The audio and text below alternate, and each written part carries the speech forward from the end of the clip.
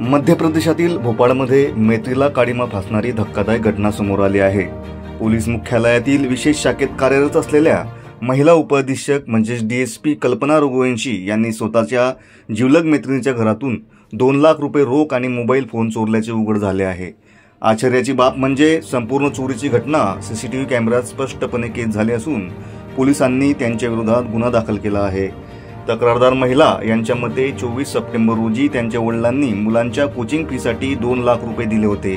परमिला यांनी ती रक्कम एका बॅगेत ठेवून बाहेरच्या खोलीत ठेवली होती।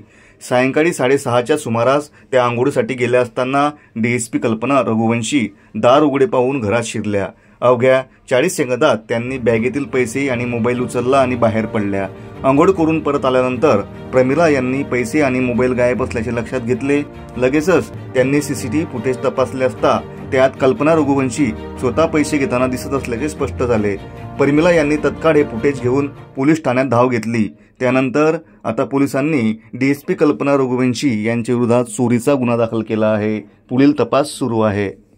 हाँ, वो फ्रेंड थी, उनके घर आना जाना था उनका, जिस कारण से ये उन्होंने घटना घटित किया। जिस समय चोरी हुई उस समय घर में और कोई नहीं था? नहीं, कोई नहीं था।